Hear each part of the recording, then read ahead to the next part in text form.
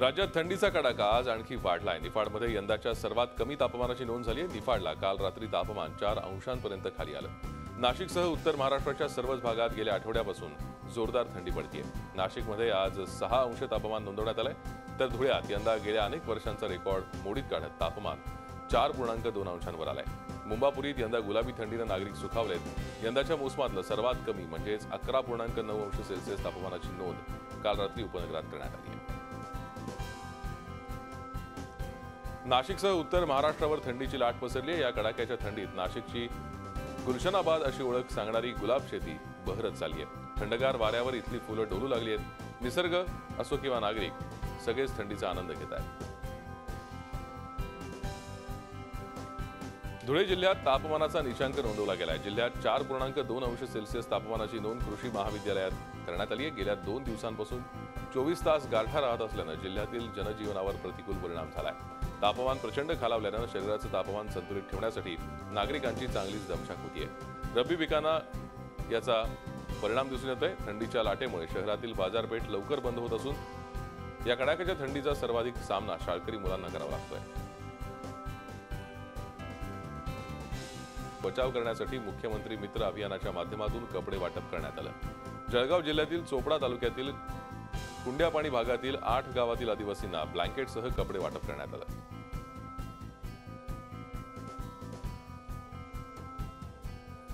देशसेवेसाठी सैन्य दलात भरती होण्यासाठी 50,000हून अधिक तरुण यवतमाळमध्ये दाखल झाले असून देशभक्त संघटनांनी भावी सैनिकांसाठी भोजन, निवाऱ्यासह इतर सुविधांची सांघिक जबाबदारी घेतली आहे। कडाक्याच्या थंडीत अतिशय कडक भरती प्रक्रियेला सामोरे जाणाऱ्या तरुणांसाठी यवतमाळकरांचा सेवाभावी भाव सैनिकांमध्ये देशभक्तीची भावना अधिक वृद्धिंगत करतोय। शिवसेनेसोबत युतीबाबत योग्य पातळीवर चर्चा सुरू असून सत्तेसाठी नव्हे तर अजेंड्यासाठी युती करणार असल्याचं मुख्यमंत्री देवेंद्र फडणवीस यांनी भाजप कार्यकारिणीच्या बैठकीत केलेल्या भाषणात स्पष्ट केलंय। शिवसेनेसोबत मतभेद असल्याचं त्यांनी मान्य केलं, मात्र पक्षाने ठरवलेल्या पारदर्शक धोरणाच्या आधारावरच युती करणार असल्याचं त्यांनी सांगितलं। तसंच पक्षातल्या नेत्यांच्या बगल बच्च्यांना तिकीट देताना स्थान देणार नाही असंही त्यांनी सर्व कार्यकर्त्यांना ठणकावून सांगितलं। आता केवळ सत्तेकरता युती नाहीये, ही जी युती आहे ही अजेंड्यावर युती आहे। ही केवळ सत्ता आम्हाला मिळाली पाहिजे याकरता युती करायची नाही आहे। आमचं अतिशय स्पष्ट मत आहे, या महाराष्ट्रामध्ये परिवर्तन करण्याकरता आणि पारदर्शी महाराष्ट्र तयार करण्याकरता अजेंडा तयार होऊन त्या अजेंड्यावर ही युती झाली पाहिजे। मुंबई महापालिकेच्या निवडणुकीसाठी भाजप आणि शिवसेनेच्या युतीची चर्चा करण्यासाठी भाजपनं त्रिसदस्यीय समिती स्थापन केली आहे। शिक्षण मंत्री विनोद तावडे, गृहनिर्माण मंत्री प्रकाश मेहता आणि मुंबई भाजपचे अध्यक्ष आशिष शेलार यांचा या समितीत समावेश आहे। आता ही समिती शिवसेनेशी युतीबाबत चर्चा करणार आहे। शिवसेनेकडून युती संदर्भातल्या वाटाघाटींची जबाबदारी कोणावर देणार याकडे आता लक्ष लागलंय। ठाण्यात भाजप राज्य कार्यकारिणीच्या बैठकीमध्ये एकला चलोरेचा नारा देण्यात आलाय। सत्तेत कुणीही वाटेकरी नको असं विधान भाजपचे नेते मधू चव्हाण यांनी केलंय। सारा महाराष्ट्र जिंकूया अर्धा नाही असंही त्यांनी म्हटलंय। केंद्र आणि राज्य सरकारची कामगिरी चांगली असल्याच्या प्रस्तावाला अनुमोदन देताना त्यांनी हे विधान केलं। याआधी विधानसभा निवडणुकीच्या आधी शिवसेनेशी युती नको अशी भूमिका त्यांनी घेतली होती, तोच सूर या बैठकीत उमटला। त्यापूर्वी बैठकीच्या आधी ठाण्यातल्या युतीला विरोध करणारी पोस्टर्स लावण्यात आली होती।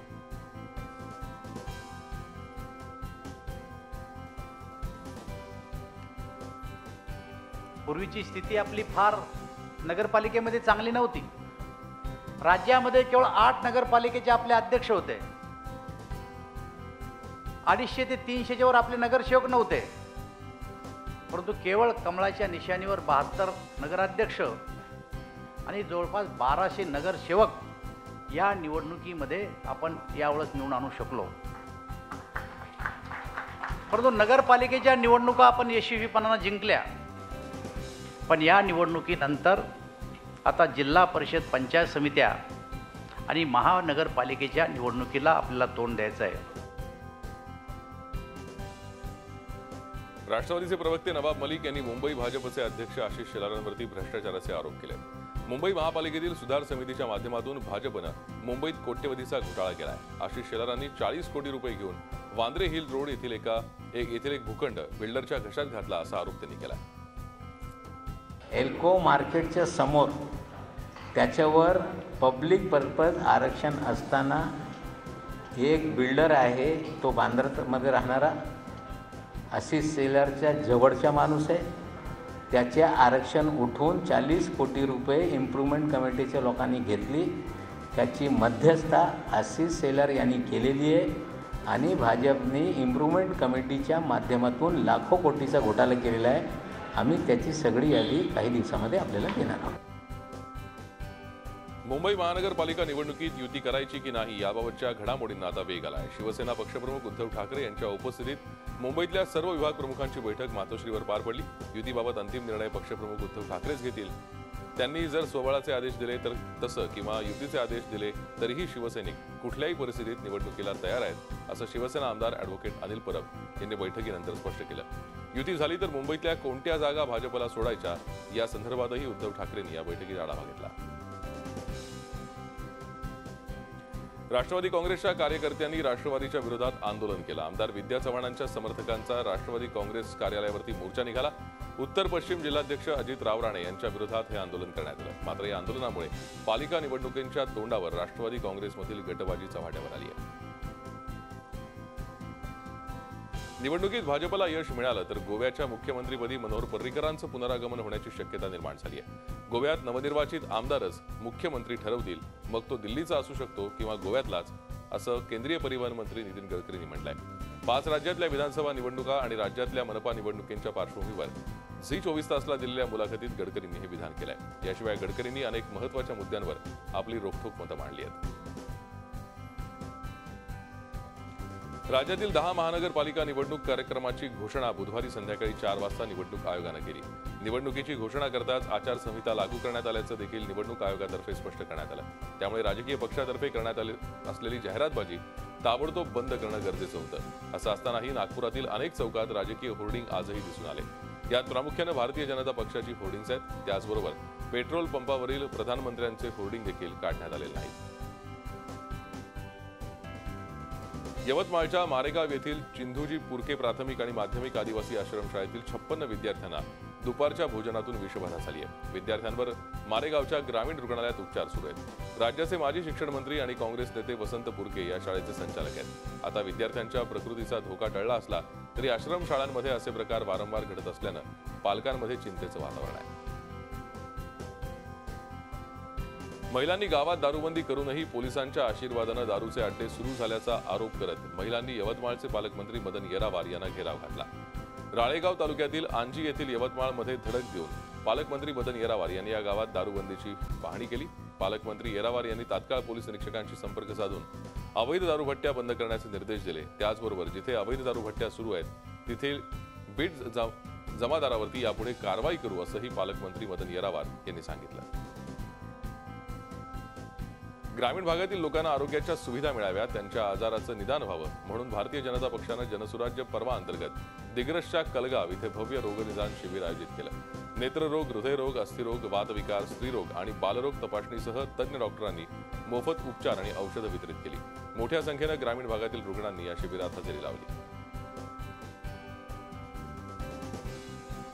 जव्हार शहरातल्या तारपा चौकात काल रात्री 2:30च्या सुमाराला लागलेल्या आगीमध्ये 2 महिलांचा होरपळून मृत्यू झालाय. 70 वर्षीय आयशे कुरेशी आणि 45 वर्षीय मेहरून कुरेशी या दोघींचा या आगीत होरपळून मृत्यू झालाय. भीषण आगीत 2 घरं जळून खाक झालीत. आगीचं कारण अद्याप स्पष्ट नाहीये.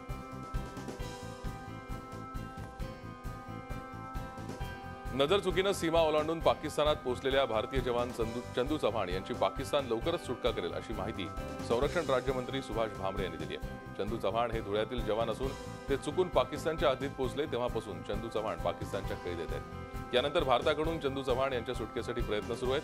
15 ते 20 वेळा ही चर्चा झाली असून पहिल्यांदाच पाकिस्तानकडून चव्हाण यांच्या सुटकेबाबत सकारात्मक संकेत मिळाल्याची माहिती संरक्षण राज्यमंत्र्यांनी दिली आहे.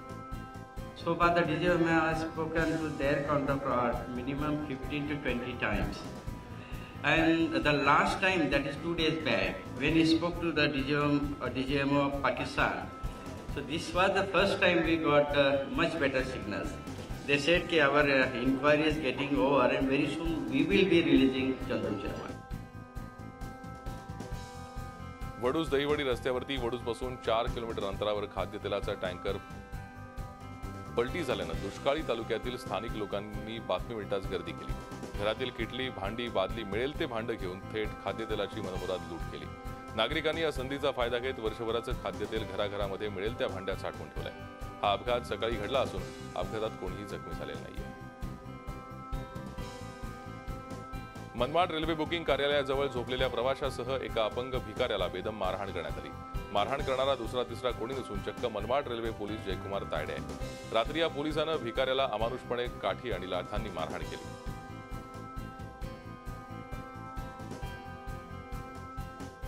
कोपर्डी आणि भिलवडी येथे अल्पवयीन मुलीवर सामूहिक बलात्कार करून तिची हत्या केल्याची घटना ताजी असतानाच परभणी जिल्ह्यातही एका मतिमंद मुलीवर भावकीतल्याच 55 वर्षीय नराधमानं बलात्कार केल्याची धक्कादायक घटना उघडकीस आली आहे. ही केस फास्ट ट्रॅक कोर्टात चालवून आरोपीला फाशीची शिक्षा द्यावी अशी मागणी पीडितेच्या कुटुंबियांनी केली आहे. रत्नागिरीतल्या लोटे एमआयडीसी मध्ये योजना केमिकल कंपनीत अचानक केमिकल लीक झाल्यानं परिसरात धुराचे लोण पसरले. त्यामुळे नागरिकांना श्वसनाचा त्रास झाला. योजना कंपनीतून ओलेम 65 हे केमिकल लीक झालं आणि संपूर्ण परिसरात धुराचं साम्राज्य पसरलं.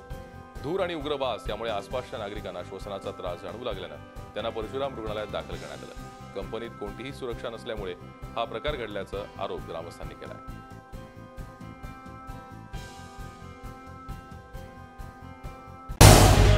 झी 24 तास रहा एक पाऊल पुढे.